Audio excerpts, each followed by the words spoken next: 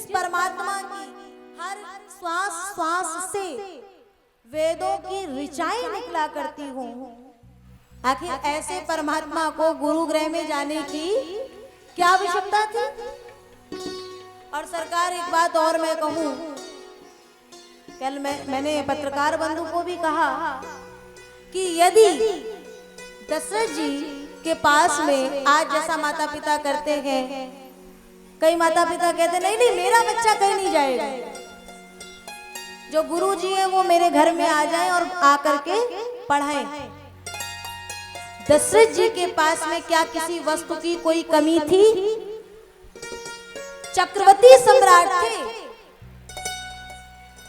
और ऐसे चक्रवर्ती सम्राट राजा दशरथ ने अपने पुत्रों को गुरुकुल में भेजा।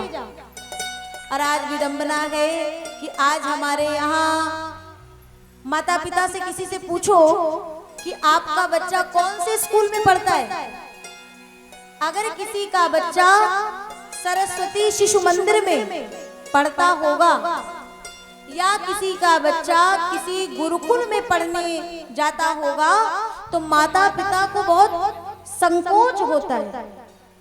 वो सकुचाते हुए बताते हैं मेरा बच्चा सरस्वती शिशु मंदिर में जाए। और किसी का बच्चा यदि इंग्लिश मीडियम में पढ़ता होगा ना तो वो पिता वो माँ बड़ी तन करके बताया अरे मेरा बेटा तो इंग्लिश मीडियम में पढ़ता है। विडंबना है, ये जो आए थे वो तो चले गए, कौन? अंग्रेज। लेकिन ये अपनी अंग्रेजियत छोड़ गए महाराज। आज भारत देश से जो गुरुकुल है उनकी संख्या धीरे धीरे घट चुकी है और गुरुकुलों की गुरुआश्रमों की जो संख्या घटी है, इसीलिए हमारे यहाँ संस्कार भी घटते जा रहे हैं। हर व्यक्ति हर संप्रदाय का व्यक्ति कहता है कि हमारे स्कूलों में बच्चों के लिए हमारे संप्रदाय का एक सब्जेक्ट होना चाहिए।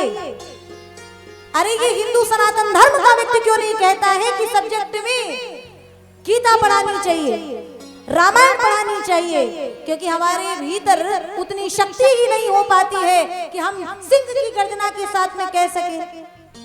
आज अपने पिता को पिता कहने के लिए अगर कोई सकुचाए, इसका मतलब कि हम अपने पिता पर प्रश्न चिन्ह लगा रहे हैं।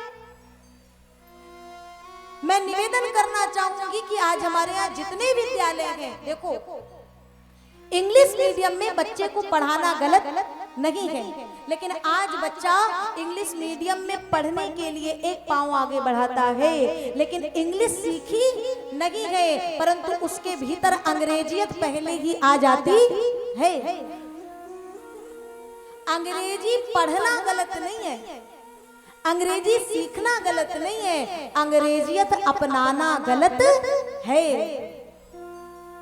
हमारे यहाँ तो ऐसे ऐसे संत हुए जिनको न जाने कितनी एक नहीं अनेक भाषाओं का ज्ञान हुआ, लेकिन क्या अनेक भाषाओं का जो उन्होंने ज्ञान लिया तो क्या अपनी भारतीय संस्कृति छोड़ दी? अरे भारतीयता उनकी पहचान है महाराज। आज हम देखते हैं हमारी मातृशक्ति, हमारी बहनें बहुत ऊंचे ऊंचे शिखर पे जा रही हैं, लेकिन कभी कभी ऐसा होता है कि ऊंचे शिखर पे पहुंचने के बाद में हम अपनी मर्यादा को भूल जाते हैं। हमारे यहाँ कैसे वस्त्र दिए गए, इस वस्त्र का कार्य है देह को ढकना, तन को ढकना, ना कि प्रदर्शन करना। ये राम कथा बताती है माता सीता का। अरे और सीता जी बहू थी, अभी हम उनको नहीं कहते, कौशल्या अम्बा, सुमित्रा अम्बा, कैकेयी अम्बा, जीवन बीत गया, कभी उनके मस्तक से सिर से ये जो पल्लू है ये कभी हटा नहीं। ये मर्यादा का, यहाँ तक का पल्लू ये मर्यादा का पल्लू होता है। हमारी माताएं बहनें इस बात का ध्यान दें, और हमारे जो भाई जो ये वर्ग है, हमारे जितने भाई हैं वो भी समझें कि आपको धर्म की रक्षा कैसे करनी है। आज हर माता पिता अपनी बेटी को बाहर जाते भेजते समय निश्चिंत नहीं हो पाते हैं, क्योंकि निश्चिंतता समाप्त की गई है। आज राम कथा के माध्यम से मैं निवेदन करूं कि ये निश्चिंतता पुनः स्थापित होनी चाहिए। भारत देश में पहले किसी को किसी भी प्रकार का कोई भय नहीं था, किसी घर में ताले नहीं लगाए जाते थे। और जब से संस्कार और शिष्टाचार भंग होने लगा, तब से ये मर्यादाएं भंग होने लगी और दुनिया भर के पर्दों की, दुनिया भर के तालों की आवश्यकता पड़ने लगी। और जब तक हम लोग सभी, मातृशक्ति हो या हमारे भाई आपका वर्ग हो, ये समस्त स्त्री तत्व, पुरुष तत्व आदि जितने भी तत्व हैं, इनमें सब में आपस में सामंजस्य स्थापित नहीं होगा, तब तक ये भारत देश सोने की चिड़िया बनने वाला नहीं है। इसे सोने की चिड़िया इसीलिए कहा गया, अब इसके ज्ञान के कारण, संस्कार और संस्कृति के कारण, विवेकानंद जी के ज्ञान के कारण ही तो आज जिनकी हम लोग देखा देखी करते हैं, वो अंग्रेज, उनकी भूमि पर जब विवेकानंद जी गए थे, तो आपको पता है विवेकानंद जी को 0 पर बोलने को दिया गया था और कहा था आप शून्य पे बोलिए।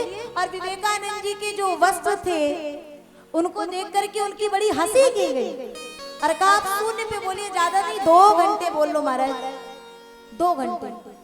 अब सोचिए शून्य पे 2 घंटे क्या बोला जाएगा, लेकिन शून्य ही है जिससे सब कुछ बना है और शून्य में ही सब कुछ समाप्त होता है, विराम होता है। 2 घंटे छोड़ो, विवेकानंद जी ने 0 पर, शून्य पर 72 घंटे की स्पीच दी थी।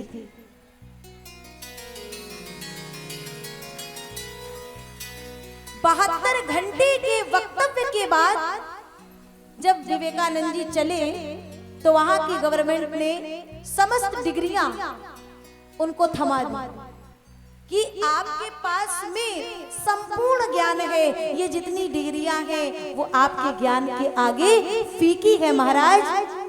लेकिन जिस समय विवेकानंद जी वहां से चले और उन डिग्रियों को एक बार देखा ना, तो विवेकानंद जी ने कहा, अरे तुम्हारा ज्ञान, स्वयं से कह रहे हैं, तुम्हारा ज्ञान क्या इतना छोटा हो गया कि इन कागज के कुछ टुकड़ों में वो समेट करके रह जाएगा? नहीं नहीं, उनकी अंतरात्मा ने गवारा नहीं किया और विमान पर चढ़ते ही समस्त डिग्रियां वहीं की वहीं छोड़ दी महाराज, और खाली हाथ विवेकानंद जी आए। ये हमारे भारत देश का विद्वत समाज है जिसको किसी भी डिग्री की कोई आवश्यकता नहीं है। आज भी लोग सोचते हैं आखिर भारत में ऐसा क्या है, तो भारत में यही है कि यहाँ का एक राजकुमार भी एक दीनहीन निर्धन का भी पुत्र हो, उसके बराबर से बैठ करके विद्या का अध्ययन करता है। ये शिक्षा दे रही है ये कथा। आप अपने बच्चों को कहीं भी विद्या का अध्ययन कराएं, लेकिन देखना कि कहीं आपका बच्चा कुसंग में तो नहीं पड़ रहा है, कहीं उसका संस्कार भंग तो नहीं हो रहा है। और तब दशरथ जी से भी किसी ने कहा, गुरु जी को घर में बुला लो। बोले नहीं, ये वहां जाएंगे तो विद्या के साथ में अन्य शिक्षाएं भी पाएंगे। और वहां जब पहुंचे ना, तो अस्त्र शस्त्र के साथ में गुरुदेव ने कहा, आप राजकुमार हैं, राजमहलों में रहना जानते हैं, पहली बार आप पर्णकुटी में आए हैं, पर्णकुटी में कैसे रहेंगे आप? गुरुदेव ने बताया, अगर वन से, जंगल से लकड़ियां लानी होती थी तो भी भगवान राम जाते थे। उस समय हृदय में बात ये नहीं थी कि हम राजकुमार हैं, इसीलिए मुझे लगता है शायद इसीलिए भगवान राम को वनवास के समय पर्णकुटियों में रहने से कोई कष्ट नहीं हुआ, क्योंकि गुरुदेव ने उन्हें पर्णकुटी में रहना सिखा दिया था। ये गुरु की शिक्षा है जो हमें जीवन में हर तरह से जीवन जीने का ढंग, जीवन जीने की कला बताते हैं, और ये राम कथा बताती है।